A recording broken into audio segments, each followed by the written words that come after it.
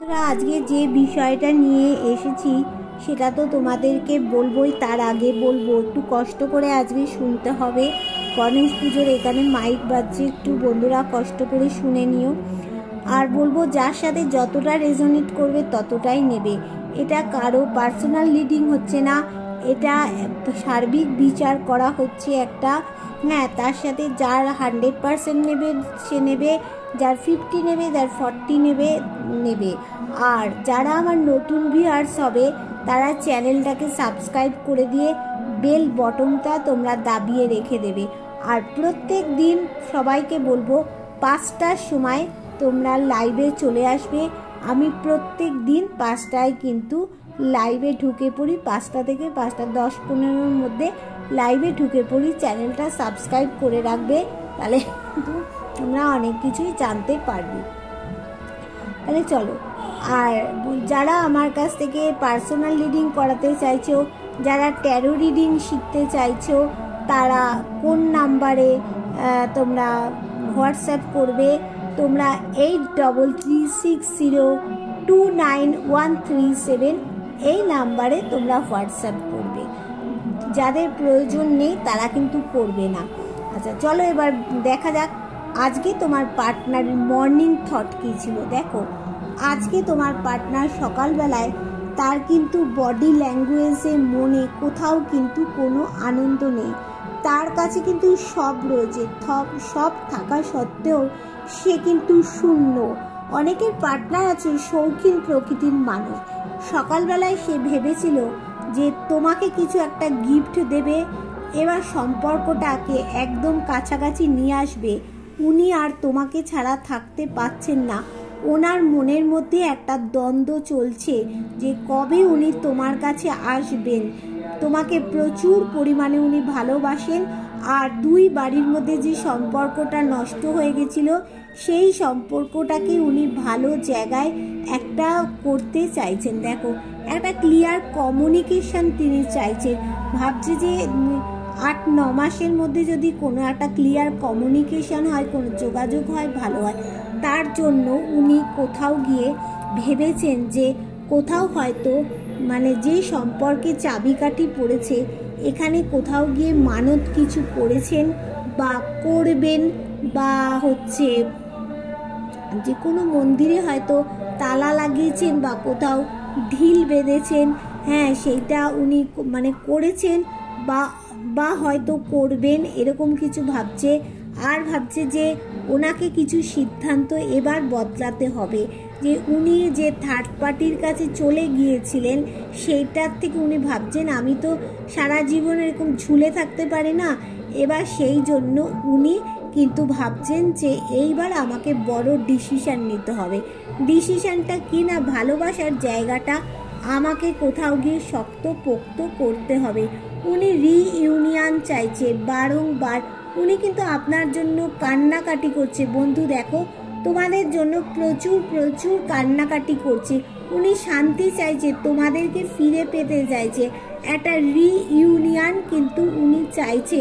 উনি কিন্তু ইমোশনাল মানুষ। দেখো, ডিভাইন ব্লেসিং আছে ওনার।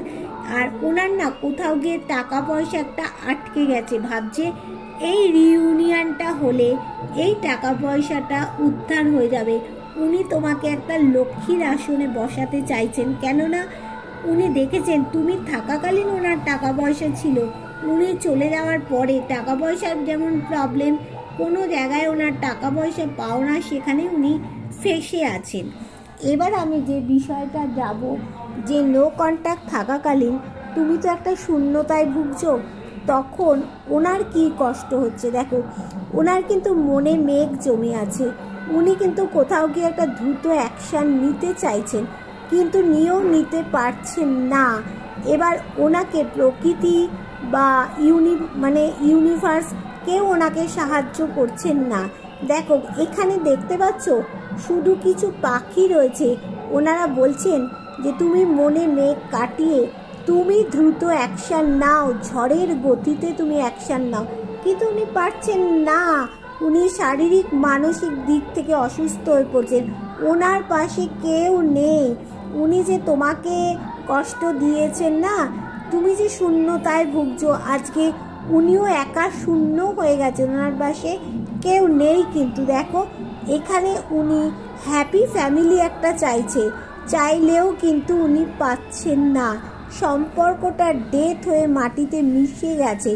দেখো মিশে তো গেছে, এখানে দেখো তোমাকে শূন্য করে দিয়ে থার্ড পার্টি কিন্তু ওনাকে প্রবলেম করে যাচ্ছে। থার্ড পার্টির সাথে কিন্তু ওনার প্রচুর অহরহ লড়াই ঝগড়া ঝামেলা একটা থার্ড পার্টির সাথে ওনার হচ্ছে। কারো থার্ড পার্টির সাথে তোমার কোনো ব্যাপার নিয়ে একটা দ্বন্দ্ব, কোর্ট কেসও পর্যন্ত হয়ে গেছে।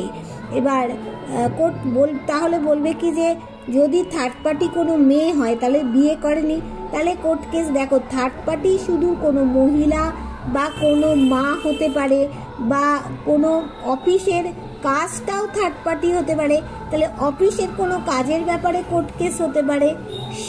থার্ড পার্টি অনেক কেউ হতে পারে।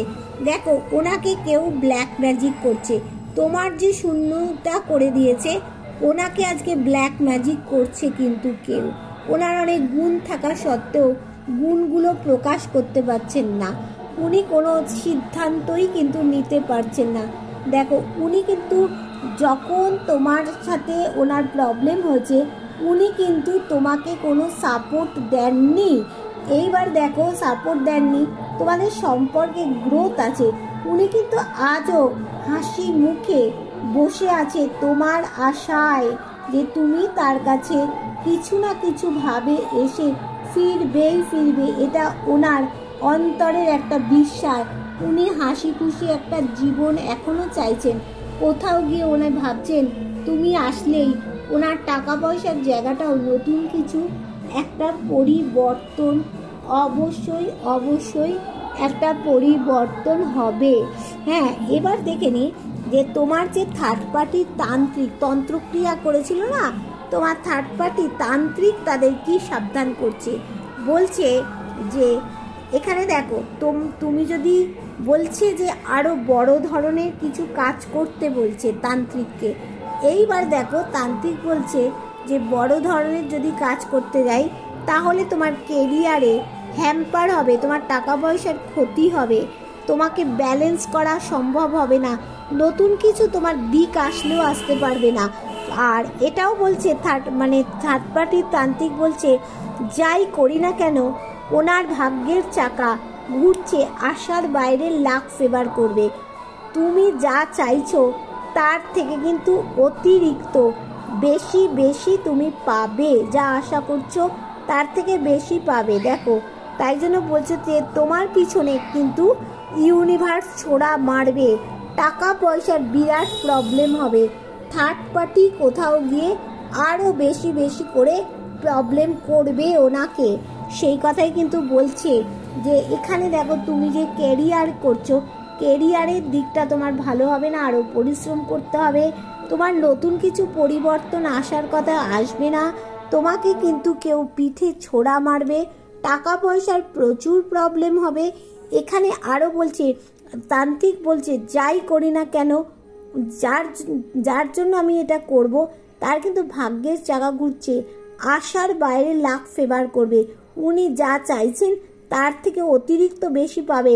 আমি যাই করছি সেটা কাজে লাগছে না, সেটা বেরিয়ে চলে আসছে। কেন না আমার যারা ভিউয়ার্স আছো তারা তোমরা এমনই একটা মানুষ যে তোমাদের কিছু লাগবে না, তোমাদের বেরিয়ে চলে আসছে। তাই জন্য তো তন্ত্রক্রিয়া লাগছে না, আশার বাইরে তোমাদের জীবনে লাখ ফেভার করতে চলেছে বন্ধু। বুঝলে, যার সাথে যতটা রেজোনেট করবে আমাকে কিন্তু জানাবে।